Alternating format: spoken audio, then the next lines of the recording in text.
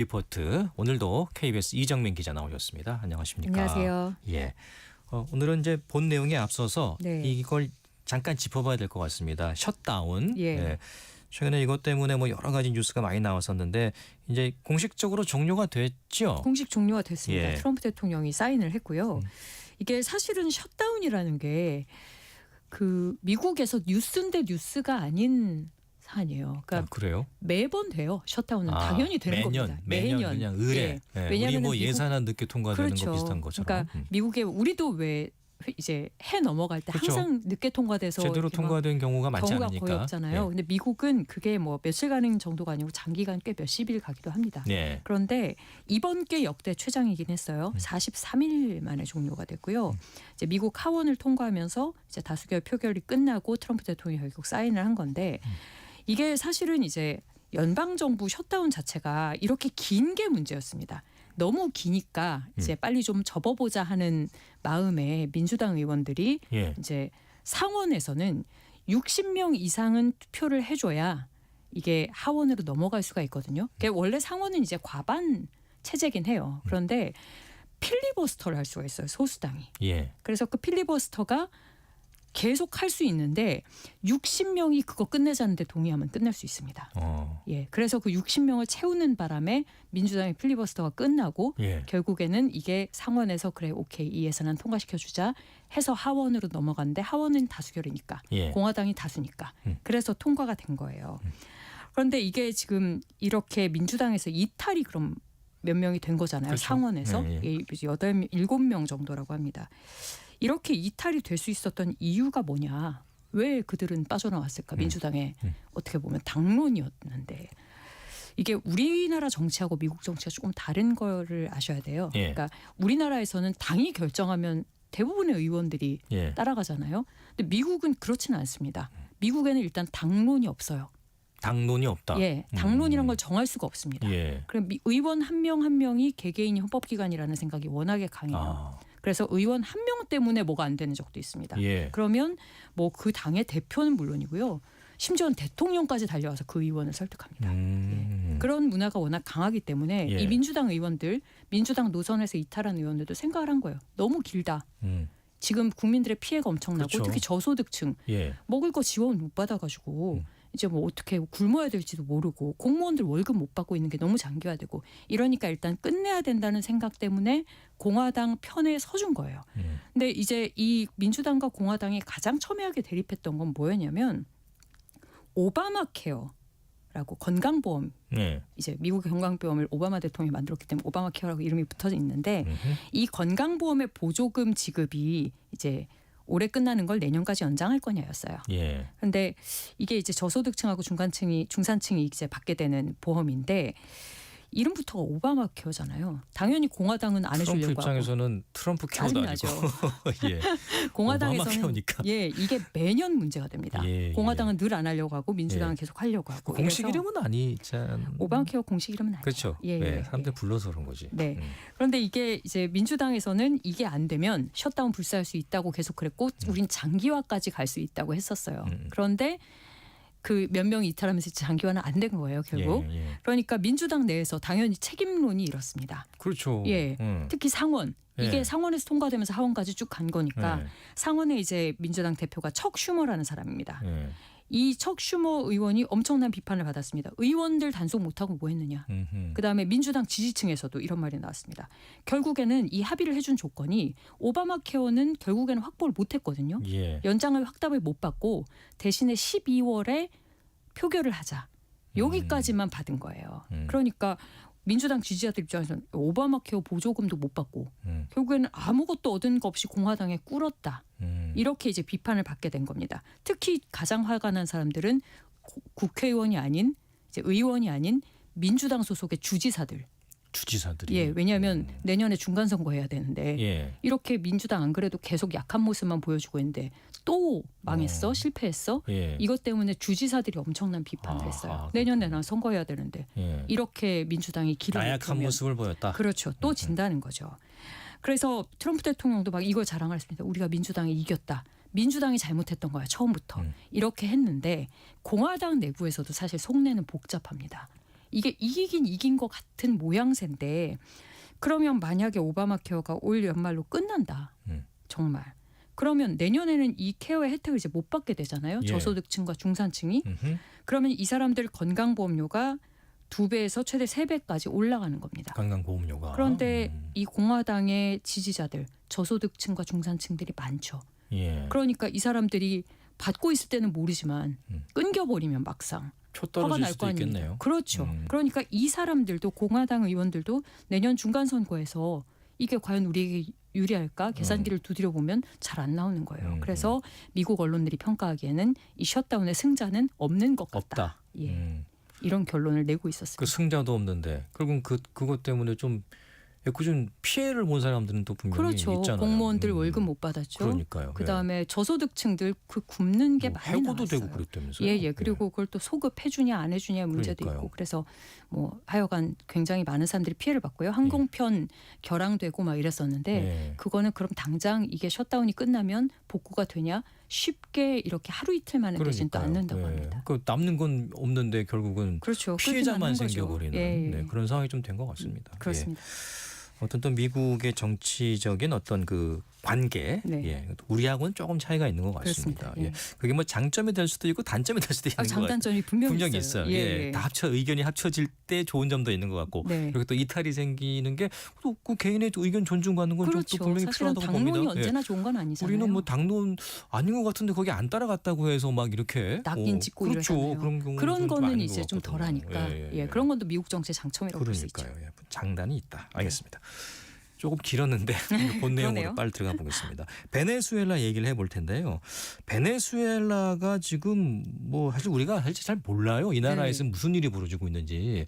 근데 트럼프 정부가 여기다가 뭐 항공모함까지 보냈다면서요? 예, 그렇습니다.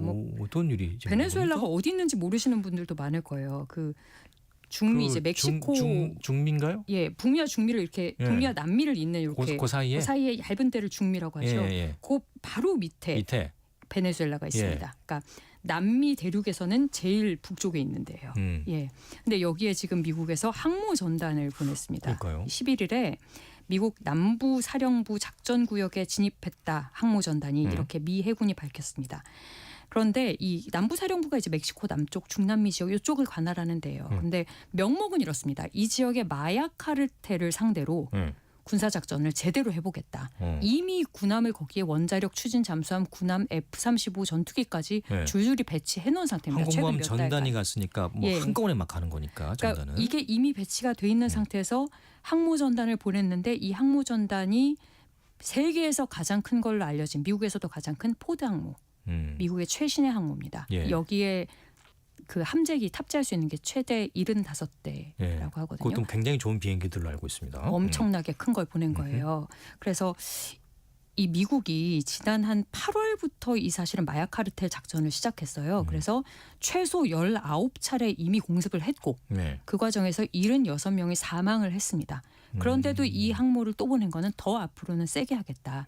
최대한 전쟁 수준으로 대응하겠다라는 미국의 의도가 깔려 있다고 봐야 되는 거죠. 그 항공모함 전단이 움직이면은 우리가 흔히 그러지 않습니까? 뭐 그 한 국가의 모든 공군 세력이 다 움직이는 거다. 떠다니는 공군기지. 떠다니는 뭐 그런 얘기도 하니까. 근데 이제 물론 이제 마약이 문제긴 문제죠. 분명히 문제는 맞습니다. 뭐 중국과의 지금 무역 분쟁에서도 그게 이제 등장을 하니까요. 그렇죠. 맞는 얘기지만은 그러면은 그것도 그거지만은 그거를 배경으로 한 뭔가가 있지 않을까? 이게 그게 여러 중요하지 가지 않습니까? 요인이 다 꼬여 있어요. 이 미국과 베네수엘라. 일단은 마약 얘기부터 드리면 미국이 하는 얘기가 틀린 건 아니에요. 그러니까 이 베네수엘라가 남미의 코카인 주요 수출 루트에 들어갑니다. 그러니까 현재 지금 베네수엘라의 대통령이 마두로라는 사람인데 이 정권의 핵심 인사들이 전부 다 마약 네트워크하고 결탁하고 있다는 게 그게 국제사회에 문제가 많네. 통용되는 이게 이론이에요. 그러니까 이 마약에서도 여러 종류가 있지만 이제 핵심이 여기서는 코카인인데 코카인 최대 생산지는 콜롬비아입니다. 근데 콜롬비아 정부에서 나름대로 단속을 해요. 그러면 이 콜롬비아에 있는 이 마약 생산자 혹은 마약 유통처들이 베네수엘라로 넘어옵니다. 그래서 이 코카인이 70% 정도 전 세계 70%가 콜롬비아에서 생산이 되는데 그중에 한 40에서 60%는 베네수엘라를 거쳐서 어디론가 가요. 거쳐가는군요. 예. 왜 베네수엘라를 굳이 왜 통로로 거칠까? 설정하느냐. 네. 국경이 한 2,000km 정도 되는데 다 정글이에요. 잡기가 어렵습니다. 몰래 들어가서 그냥 예. 옮기기 좋은 데구나. 예, 잡힐 일이 없어요. 그리고 뭐 공중 단속 이런 거 잘 안 돼요. 예. 그리고 경제가 너무 어려워요. 베네수엘라가. 그러니까 국가기관들이 다 죄다 부패해 있습니다. 예. 뒷돈 주고 뇌물 하면은 그게 되고. 그냥 예. 다 또 마약 유통이 쉬워요. 예. 그래서 경찰도 막 사서 할 수도 있는. 그렇습니다. 그래서 군장성, 정보기관, 정치인들이 여기와 다 연루가 돼 있고 아하. 그래서 이 카르텔을 지칭하는 말까지 있어요. 예. 카르텔 데 로스 솔레스라고 합니다. 솔레스가 태양이라는 태양이죠, 뜻이에요. 맞아요. 예. 그 솔레스가 왜 그럼 이런 이름이 붙여졌느냐? 예. 군 장성의 견장에 태양 모양의 별이 붙어 있대요. 아. 그러니까 군이 이 카르텔에 개입이 돼 군인들이 있다. 여기에 개입이 돼 있다. 예, 그렇습니다. 아하. 그래서 이걸 마약을 미국에서는 사실 이 베네수엘라를 상당히 눈엣가시로 보고 있었어요. 계속. 미국에서 한 해 10만 명이 마약으로 사망을 하거든요. 예. 이게 물론 다 코카인 때문에 그런 건 아닙니다. 그렇죠. 요즘에는 뭐 펜타닐이나 펜타닐, 다른 예. 합성 마약이 더 많은데 그러면 왜 트럼프가 이렇게까지 열심히 이 마약 루트를 잡으려고 하느냐. 코카인이 전부도 아닌데. 일단 미국 내 히스패닉들, 쿠바계, 베네수엘라계 이런 사람들은 이 마두로의 베네수엘라에 굉장히 좀 증오심 가까운 이런 안 좋은 감정을 갖고 있습니다. 예. 히스패닉 표심을 당연히 염두에 둔 조치고요. 마약 카르텔을 내가 때려잡고 강한 미국, 마두로가 독재자인데 독재자와 맞서는 대통령 이런 이미지를 트럼프는 부각을 일단은 시키고 싶어하는 거죠. 어쨌든 뭐 문제는 굉장히 많아 보이니까 네네. 예. 여기에 대해서 저희가 어느 정도 힘을 발휘해서 예, 예, 좀 자기 좀 트럼프 대통령 좀 어떻게 약간의 명성을 더 쌓을 수도 있을 것 같고 그렇습니다. 예. 예. 거기까지 노리는 거군요. 실제로 근데 이게 전쟁까지 가면 굉장히 복잡해지잖아요. 그렇죠. 그럴 가능성이 있습니까? 예, 사실은 이게 아까 저 말씀을 하셨지만 예. 이런 굳이 이렇게까지 전쟁을 하는데 자기의 인기만을 위해서 이렇게 하느냐 그것도 아니에요. 뒤에 또 감춰진 것이 또 있습니다. 그냥 예를 들면 이 마두로 정권에 대해서 트럼프 대통령이 어떻게 생각하느냐. 트럼프 대통령이 지금 전쟁한다는 말까지는 안 해요. 전쟁은 나는 안 할 거야. 그렇지만 마두로 정권은 퇴진시킬 거야. 이렇게 얘기를 합니다. 그렇게 많은 무기와 항모전단과 줄줄이 갖다 놓고도. 왜 그렇게 얘기를 하냐면 이 마두로 대통령이요. 마약 카르텔의 정점에 있는 인물이기도 하지만 반미 노선의 핵심입니다. 남미에서. 아, 예. 예. 이 마두로 대통령 독재자인데요. 2012년부터 정권 잡아서 지금까지 이제 통치를 하고 있으니까 몇 십몇 년 한 거죠. 올해 1월에 또 이제 1월부터 6년 임기가 또 시작이 됩니다. 그걸 다 끝내고 나면 최소 보장된 임기만 18년 정도입니다. 예. 그런데 이 사람이 원래는요. 버스기사 출신이고요. 예예. 그러다가 노조 활동가를 거쳐서 예. 정치인이 된 사람입니다. 예. 그리고 자신의 정치적 경로는 그 베네수엘라의 유명했던 전 대통령 후고 차베스. 예. 이 사람 때 부통령이었어요. 예. 그거를 이제 거의 이어받은 그 노선을 이어받은 사람이기 때문에 예. 이 차베스 대통령은 베네수엘라의 반미를 반미. 확립시킨 예. 그렇죠. 사람이거든요. 예. 예. 그 노선을 이어받았으니까 당연히 트럼프 대통령의 눈에는 가신 거예요. 예. 이 사람이. 예. 남미의 어떤 반미를 퍼뜨릴 수도 있는 나라라고 베네수엘라를 생각하는 거예요. 그리고 이 트럼프 대통령이 움직이기도 너무 좋은 나라예요. 너무 약한 나라잖아요. 예. 부패돼 있고 경제적으로 경제도 너무 지금 굉장히 흔들흔들하고 안 좋고. 예, 그러니까 저 정도는 내가 쉽게 칠 수 있을 것 같은데 뭐 사실 굳이 말리는 사람도 없을 것 같아. 경제가 안 좋으니까 인기도 별로 없어. 이렇게 생각하는 겁니다. 그래서 실제로 미국 정부가 이 베네수엘라에 대한 군사 옵션을 염두에 뒀느냐. 염두에 뒀다는 얘기도 나와요. 예. 백악관에서 예를 들면 마코 루비오 국무장관, 그다음에 스티브 밀런 백악관 부비서실장 이런 사람들이 강하게 군사 옵션을 실행하자고 주장하는 걸로 알려져 있습니다. 그런데 미국도 이 전쟁을 하는 건 좀 부담이에요. 남의 나라에 가서 어쨌든 전쟁을 하면 미군도 희생이 될 거 아니에요. 그거 트럼프 대통령 지지자들 마가가 제일 싫어하는 거거든요. 그래서 군사 옵션까지 할 수는 없을 것이다라는 관측이 현재로서는 더 많습니다. 다만 거기에 엄청난 많은 군사적인 무기들, 항공모함 갖다 놓고 계속 압박을 하는 거죠. 그래서 나중에는 마두로 정권까지는 거꾸로 틀릴 수도 있다라는 신호를 계속 주고 있는 겁니다. 예. 그럼 베네수엘라 입장에서는 또 가만히 있을 수는 없으니까 가만히 있을 수 뭐 없죠. 좀 전쟁 준비를 하고 있다면서요? 네. 이게 마두로 대통령이 만약에 미군이 들어오면 시민과 군이 저항할 거다. 이렇게 경고를 이제 했어요. 일단 그렇게 해야 되잖아요. 마두로 대통령 입장에서는. 그래서 어떤 그 방식을 준비하고 있느냐. 게릴라식 저항을 하겠다 우리는. 그렇게 얘기를 했습니다. 사실 또 쓸 수 있는 방법이 그거밖에 없기도 하고요. 그래서 이 내용을 국영 방송을 통해서 실제로 국민들한테 얘기를 했어요. 우리는 이렇게 하겠다고. 장기 저항, 레지스탕스 전략을 채택을 하겠다 이러면서 그 베네수엘라 내 280개 지역에 소규모 부대를 배치해서 뭐 기물 파괴한다든가 폭파한다든가 이런 게릴라 전술을 쓰겠다고 한 거예요. 뭐 아니면 수도인 카라카스에서 혼란을 일으켜서 외국 세력이 이 베네수엘라를 통제할 수는 없게 그렇게 만들어버리겠다.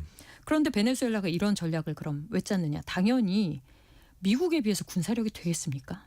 베네수엘라가. 게다가 부패하고 무기도 다 노후화되고 그런 훈련도 제대로 안 된 군인들 게다가 군인들 월급이 여기에 너무 작아요. 그러다 보니까 군인들이 그러니까 말도 안 부패를 듣습니다. 하겠죠. 예, 그렇습니다. 그래서 이 마두로 대통령이 사실 이 군대를 장악하고 있거든요. 그리고 이 베네수엘라의 군대는 어떤 나라의 군대라기보다는 마두로 대통령에게 충성하는 군대입니다. 그냥 정권에 충성하는 군대. 예. 이 마두로 대통령이 군 고위층한테 이권을 많이 나눠주고요. 예. 그다음에 서로 다른 군종들이 있잖아요. 육군, 해군, 공군 이런 데들을 서로 다 이렇게 갈라놨어요. 단합해서 뭘 할 수 없도록. 그러면 이 서로 다른 군종들이요. 마두로 대통령한테 충성 경쟁을 하기 시작합니다. 그래서 나에게 확실하게 꿇게 그렇게 체제를 만들어 놓은 그런 거예요. 건 또 자기 정권 유지를 위해서 또 예. 막 나름 잘 만들어 놓았네요. 머리를 잘 쓴 거죠. 그러네요. 그런데 문제는 이렇게 되면 군이 단합이 되겠습니까? 안 됩니다. 아니죠. 예. 그래서 이 군이 역량이 너무 떨어져요. 그러다 보니까 이 심지어 베네수엘라 정부 관계자들조차도 진짜로 미국이 쳐들어오면 우린 2시간 만에 끝날 것이다. 이렇게 얘기를 하고 있어요. 싸울 의지 자체가 이제 없는 거라고 이 정도면은 볼 수도- 싸울 의지가 예. 없을 수밖에 없죠. 예. 네. 자, 그러면은 이제 여기서는 이제 항상 등장하는 나라가 있습니다. 네. 중국과 러시아 뭐 이런 나라들 아닙니까? 그렇죠. 예. 네. 어떻게 가만히 있을까요? 아니면은 지금 뭐 물밑 접촉을 좀 도와달라고 얘기를 하고 있을까요? 이게 중국과 러시아가 개입을 하고 싶어서 한 게 아니고요. 마두로 대통령이 SOS를 쳤어요. 도와달라고? 도와달라고. 마두로가 반미 사회주의 노선이잖아요. 그러니까 일단 이 베네수엘라는요. 미국하고 껄끄럽고 안 친해 보이는 나라들하고는 다 친했습니다. 그래서 도와달라고 한 나라가 러시아, 중국, 이란. 까지 있습니다. 그래서 최근에 이 푸틴 대통령. 푸틴은 또 트럼프하고 좀 관계가 괜찮은데. 푸틴 대통령한테 마두로 대통령이 예. 우리나라의 방공 레이더 장비, 그다음에 전투기 수리도 좀 해주고 미사일도 지원해달라 이렇게 요청하는 서한을 보냈다는 언론 보도가 얘기가 나왔습니다. 있다. 예. 시진핑 중국 주석한테도 보냈대요. 예. 그래서 베네수엘라는 중국과 이념을 같이 공유하는 나라니까 우리를 좀 도와달라 이렇게 보냈고 예. 이란에는 드론 지원해달라. 아, 드론. 이란제 드론이요. 러시아가 그걸 수입해서 우크라이나 전쟁에 엄청나게 썼거든요. 예. 그러니까 그 드론을 지원해달라고 한 거예요. 그래서 실제로 러시아 정치권에서도 매파 의원들 사이에서는 이거 지원해줘야 된다는 얘기가 나왔습니다. 그래요? 그래서 러시아 의회 국방위원회 부원장 알렉세이 주라블레프라는 인물이 있대요. 그런데 이 사람은 러시아 매체에다 인터뷰를 하면서 베네수엘라에 오레셰니크 미사일을 공급할 수 있다. 예. 이렇게 얘기를 했다라고 합니다. 오레셰니크 미사일이 이제 중거리 미사일이고 핵무기 탑재도 가능한 미사일이에요. 뭐 푸틴 대통령이 굉장히 자랑하는 미사일이기도 합니다. 이렇게 러시아 정치권에서도 얘기가 나오기는 했는데 진짜 그럼 배치할 거냐? 그거는 아직 미지수입니다.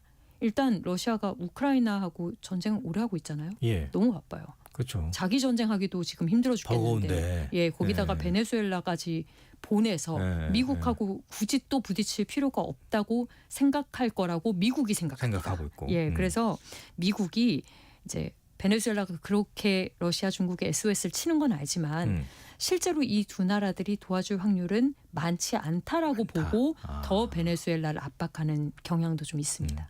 중국 입장에서도 조금 중국도 말이 없잖아요. 예. 그런데 중국도 지금 이익이 뭐가 있을까 생각을 해보니까. 그렇죠. 예. 그러니까 물론 이제 중국은 남미에 굉장히 많은 이권이 있습니다. 중국이 남미 쪽에 진출을 하고 본인들의 뭐 1대1로 시스템 이런 거를 진출을 많이 시키려고 노력을 많이 했어요. 예. 그래서 남미하고 남미하고 이 중국이 상당히 가까운 관계기는 하나 군사적인 면까지 그렇게 들어가야 될 것이냐라는 라고 생각하면은 중국이 거기까지는 선호하지 않을 거라고 보는 관측들이 지금은 더 많은 것 같습니다. 예. 아무튼 트럼프 행정부가 뭐 베네수엘라뿐만이 아니고 남미의 유도 개입을 좀 많이 하고 또 많이 하죠. 친미 국가에는 엄청나게 지원해 준다면서요? 예, 지금. 실제로 그렇습니다. 근데 트럼프 대통령이 이렇게 남미에 간섭을 확대하는 이유가 있어요. 그러니까 사실 트럼프 대통령이 베네수엘라만 겨냥한 게 아니라는 보도도 지금 미국에서 나옵니다. 그러니까 미국 NBC 방송이 이제 취재를 한 내용을 보면 트럼프가 이런 마약으로 인한 압박을 베네수엘라뿐만 아니라 멕시코에도 할 거다. 그래서 지금 현재 계획에 이미 착수를 했고 여기 이 비밀 작전으로 이 멕시코 내부에 미군을 보내서 이런 마약 소탕 작전을 할 것이다. 라는 얘기가 이제 보도가 나왔어요. 그래서 특수전사령부가 투입이 돼서요. 정보기관 지휘하에 비밀 작전을 수행하면서 CIA 요원들도 여기 들어간다. 이런 아주 구체적인 내용들까지 나왔거든요. 근데 사실 이렇게 생각을 해보면 물론 이제 마약이 미국으로 들어오는 거 싫고 그걸 막는 게 어떤 미국으로서 뭐 의무나 책임감이기도 하지만 남의 나라에 군대 보내서 거기서 소탕 작전 하겠다고 하는 거는요. 아무리 명분을 어떻게 좋은 명분이라 하더라도 내정 간섭에 해당될 수 그렇죠. 있는 거잖아요. 예. 트럼프 정부가 이렇게까지 하는 이유는 뭐냐? 트럼프 정부가 올해 이제 초에 올해 중반쯤에 나올 거라고 했던 미국 국방부가 주관해서 만드는 국방 전략이 있습니다. 그런데 이게 초안은 이미 나와 있고요. 이제 원본이 아직 공개가 안 됐는데 국회에 내놓은 보고서로 내용을 파악할 수는 있어요. 그 내용 보고서와 언론에 나온 보도들을 종합해 보면 이 국방의 목적이 최고 목적이 뭐냐 미국의 중국 견제를 우리는 이제 바이든 정부 때도 그렇고 트럼프 일기 정부 때도 많이 얘기를 했는데 그게 아니다. 미국 본토 방어가 최우선이다라고 얘기를 하고 있거든요. 그런데 트럼프 정부가 말하는 이 본토 방어에는 미국 영토만 들어가는 게 아니에요. 서반구라고 해서 북미와 남미 전체가 들어갑니다. 그래요? 그러니까 트럼프 정부의 생각에는 이 북미 대륙, 이 미주 대륙은 마지막 방위해야 될 노선인 거예요. 중국과 러시아와 어떤 나라의 견제에도 닿지 못하도록 대신에 미국의 영향력 아래 무조건 있어야 하는. 그러니까 남미는 일종의 미국을 방어하기 위한 예. 어떤 최소한의 수단인 거예요. 그래서 남미도 지켜야 되는 땅인 거죠. 혹은 미국의 완전한 영향력 하에 있어야 되는 데고. 그렇기 때문에 이렇게 중남미에서 마약 소탕을 하면서 미국의 영향력을 투사해서 확실하게 미국의 장악 아래 두고자 하는 그런 좀 의도도 여기에는 숨겨져 있다고 봐야 되겠습니다. 아, 그렇군요. 그 마가의 아메리카가 이제 도스 아메리카, 사우스 아메리카, 다 아메리카. 다 아메리카입니다. 통합 아메리카. 예, 예. 자, 워싱턴 리포트 KBS 이정민 기자였습니다. 고맙습니다. 감사합니다. 네.